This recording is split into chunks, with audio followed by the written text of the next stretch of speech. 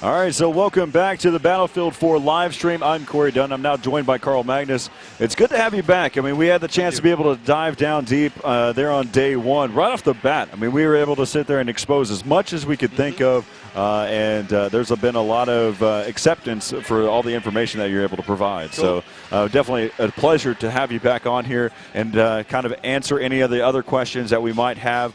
We've learned a lot, though, since day one. Yeah. Since we've watched a lot of different types of game elements and seeing how the game is type of progress. How's the event, though? I mean, it was busy there for Patrick Bach. How about for yourself? It's very similar for me as well. It's back-to-back with interviews. We're running from various rooms to various sets, etc., to do the interviews, and it's the response so far has been absolutely amazing. I mean, actually, I prefer to hang around here where the actual people are playing, but even when you listen to journalists that come straight off the play test, etc., and then you have an interview, people are really excited. They find it really fun to play the game and get into it. That they really like what we presented here. You know, some people are more into the bigger, the bigger features that we put into the game, the new stuff. But some of them are really into the minute details as well, the smaller innovations that we know that the hardcore players are really going to enjoy for many long before the perhaps novelty of some of the bigger features have gone away. That's some of the stuff that I'm definitely looking forward to. We can go ahead and dive directly back into the gameplay and kind of continue to talk about some of the little minute details that you're mentioning as well. I think one of the cool things for me that I heard earlier today was the ammo and health pack. I know I've mentioned this numerous times, the having the ability to have the little packs that you can slap on one of your teammates that can go back into the battle, or you can toss it. Say there, for instance, they're on the second story. I think that's a great addition. And also the C4 side of things, where whenever you're on recon, you can swim across to a boat and slap C4 on the side of the boat and have the same type of impact that you do to any type of vehicle on land.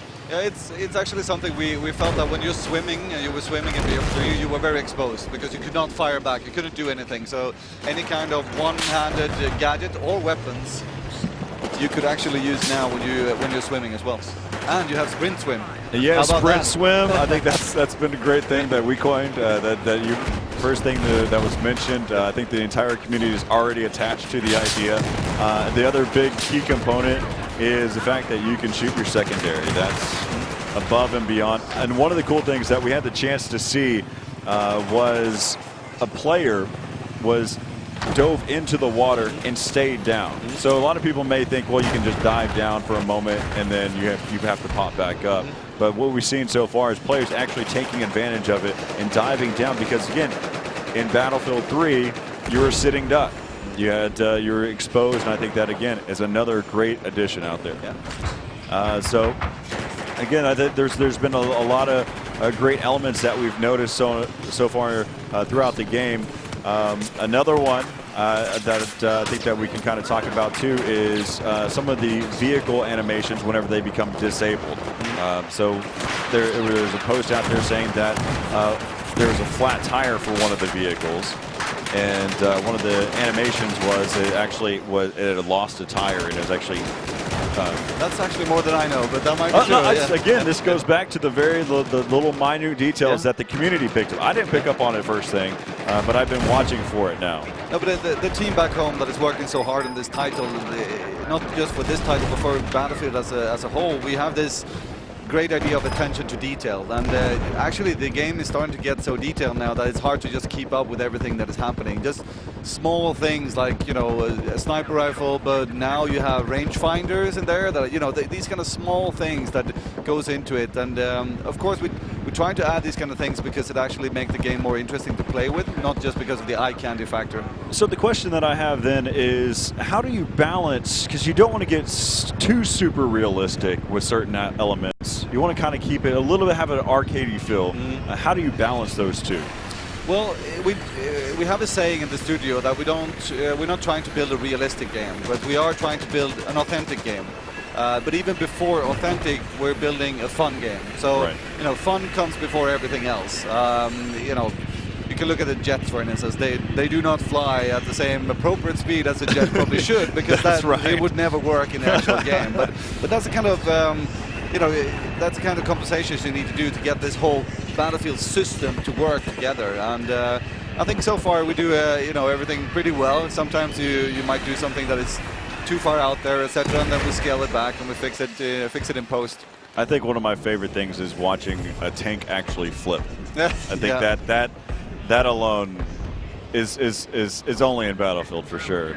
I should take this opportunity probably with so many people of the community is really you know, listening to what we're saying here, and you know, express how much we appreciate with all the crazy stuff that people do out there in the game, just, you know, just for fun, and sometimes when they play really actively, but all these kind of strange things that people do inside of Battlefield and record the movies and put it up. That's amazing. Yeah, that's exactly right. So one of the things that you know, with the industry, especially for the Battlefield community, is they're not just consumers, they're producers. Yep. And that right there is just a beautiful, beautiful thing, because one, it's not only just what they can do on video, but at the same time, the feedback and also the suggestions that are made are just so at a high quality, especially in the Battlefield community. Again, a shout out to the guys because they're so educated.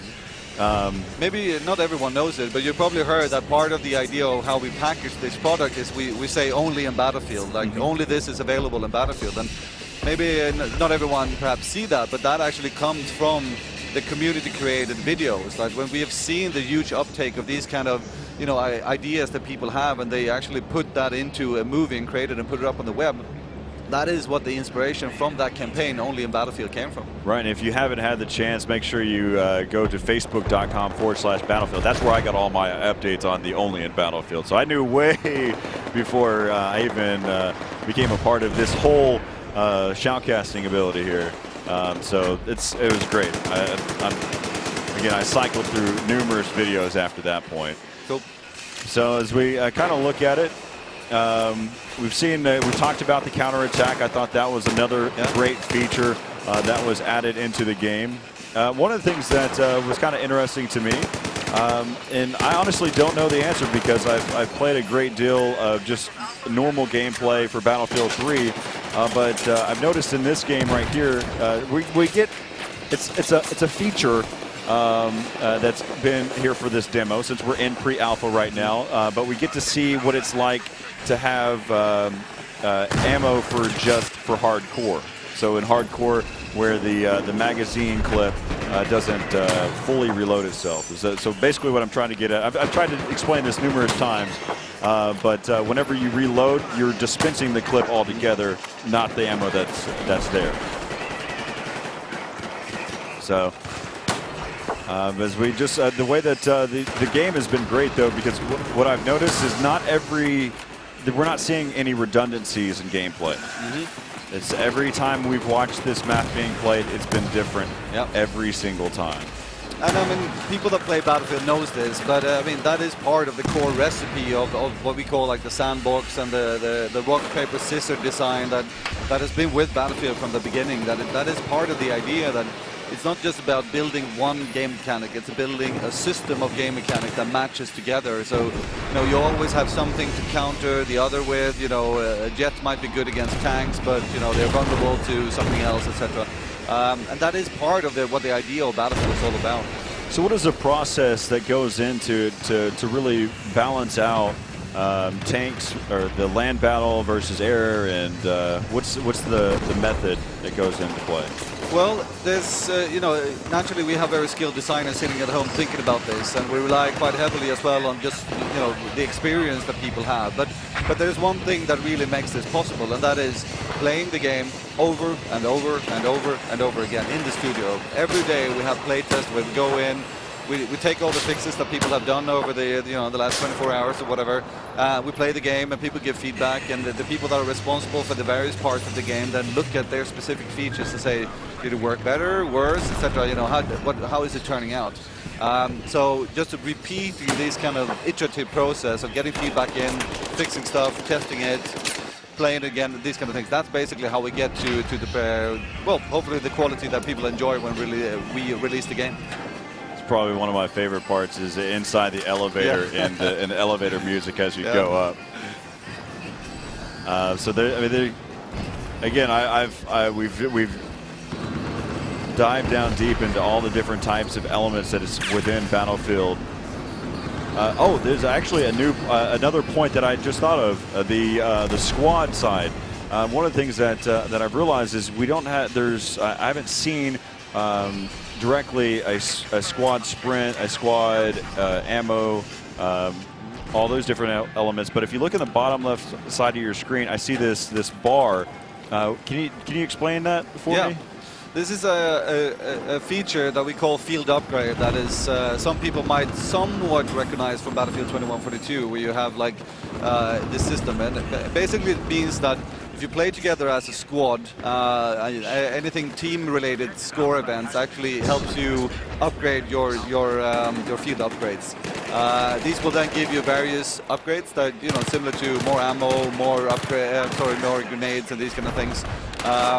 But you can also be punished. So if, for instance, the squad is wiped out, you actually fall down a level. And the things are also reset after your session is over. So it's one of those things that we want to put in there that is not persistent. It's something you have to work to get to. Right. But it can greatly affect your efficiency as a squad together. What is and I've seen previous versions with Battlefield, and having a rank gives you the accessibility to a lot more weapons. How is that balancing out for those who are just now getting their first chance to play Battlefield 4? So say, for instance, a year from now, whenever we've actually had the chance to play Battlefield 4, it's in the community, but I'm a new user and I just hop into it. Well, I mean, we have a philosophy that we should never have any real, super guns that just take over and are much more efficient than all the other guns. So, but that does also make it hard, because you want to make some guns, you want to have people work to get them and unlock them, etc.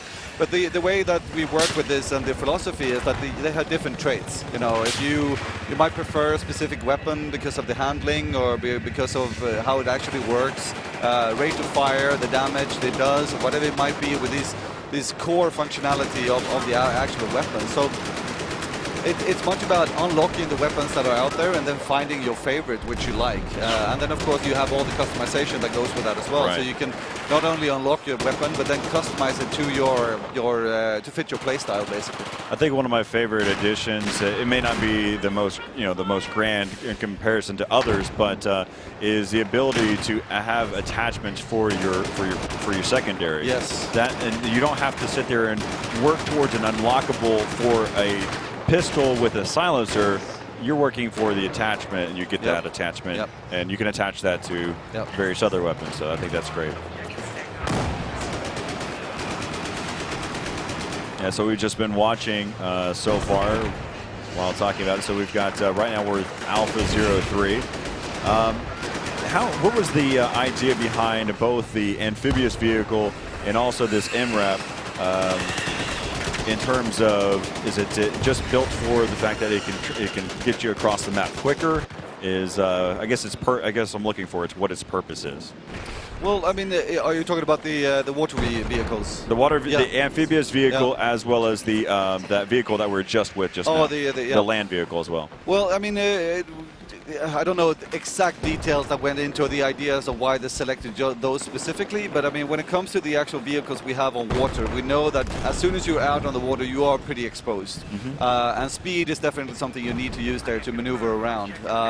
So the faster the water-based amphibious vehicles are, the easier it is. But we also want them to be capable to actually fire back, specifically perhaps helicopters, which can be quite pestering if you're on the surface. So if you take the boat that we have in here, for instance, you both have a cannon, but you also have like 2 Gatling guns. I don't know exactly what the model type of them are, but that are sitting on the side of the boat. So you can be very offensive with it as well. And then you have the jet skis, of course. The actual land-based vehicle you're talking about is more of an armored, fast-moving vehicle. We've had Jeeps, of course, in the past, but this one definitely has more armor, because otherwise you're pretty exposed in the other vehicles. The light-skinned vehicles we have had earlier before. Are we going to have the chance to be able to still see those light-skinned vehicles later once this game is fully developed? You're putting me to the test here. I don't know exactly the full roster of the vehicles we have. We should probably ping some of the vehicle designers in the studio, but I couldn't see why not. Yeah, so that was always one of I think, the questions that was out there. I mean, of course, this is a very it's a great window, but it's a narrow window comparison to what's possible. Yep. You know, of course, I mean, getting the chance to see some really dramatic Levolutions just similar to this on other maps, I'm looking forward to it. I know that people were questioning in the very beginning when they first saw the skyscraper fall, they thought of the tower falling in BF3, and it was a timed event in BF3. But here, it's an interaction by the players. Yeah, I mean, the idea of, or the concept of Levolutions that we talk about it, for the people that have been with the franchise for a long period of time, they know that the introduction of destruction in Battlefield Bad Company 1 really changed how people play the game, right? It went from being something quite static into something very dynamic. That was, of course, inspired by the fact that, you know, we as players at DICE were a bit... We felt that it was not really, it didn't feel right when you ran into a small tent and, you know, a big Abrams tank was shooting at the tent and nothing was happening. So we felt that that's, you know, at the same time that we're not building a simulator, but we wanted to build a game that felt more interesting. And that's where the first idea of destruction came from. Now we're in Battlefield 4, we've taken this into a whole new concept that is not just about the destruction ranging from micro destruction all the way to the skyscraper coming down. It's about the interactivity of things like elevators or things that affect the spatial awareness of metal detectors going off when you run through them, etc. I think one of my favorite things that I've seen also is whenever they were over in Metro and closing the storefront. Yeah. It was, so they were able to hide in there for a little bit so any other infantry couldn't break through.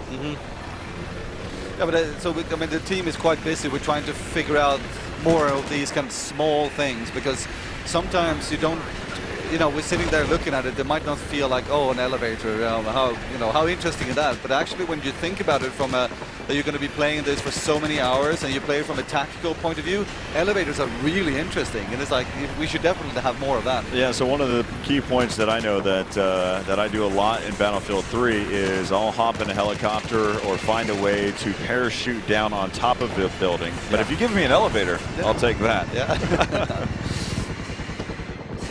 But it's been great to watch all the different the elements that have come into this game, and I just look forward to getting the chance to play hands-on in my own home. Especially for those of you that haven't done it yet, you can go to Amazon.com and pre-order Battlefield 4 right now, and you'll even receive a battle pack with that as well. So it's been great to watch. I mean, like I mentioned before, we've seen so many different variations of gameplay throughout these past 2 days, and it's always impressive to me. This is actually the first helicopter battle that I've seen yet. Oops, that was maybe that's why I haven't seen them last. They don't last too long, especially. So I guess that brings back up a point too. And when we're talking about creating new maps, we're talking what was the thought process of trying to recreate Shanghai to this scale? Well, I mean, when the team thought about this, I mean, we wanted to create a map that we haven't done before, and there's so many different elements that are put together in this map. You know, we have done downtown urban areas before with skyscrapers, but never with air vehicles. You know, we would never combine the idea of you can zoom around with a helicopter around skyscrapers, etc. At the same time, we haven't neither combined that with water before as well. So this map is really a test for us to see how much can we push this when it comes to the scale and the various different types of gameplay that we can put into one map.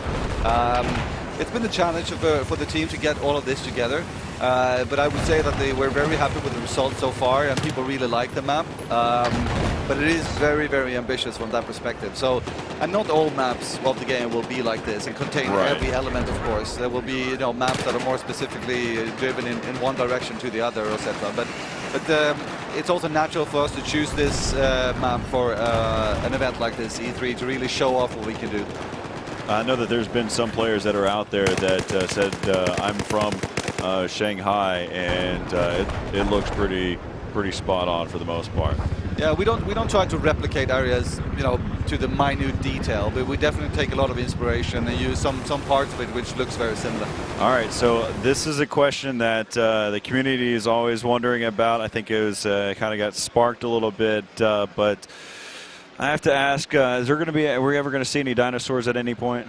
You have to wait and see. Oh, we got to wait and see. We'll see. All right, well, I'll make that the last question for fun. I appreciate it. Thank you. It's been a pleasure, Karl Magnus, joining us. But we'll be back after the break. More Battlefield 4 gameplay coming up.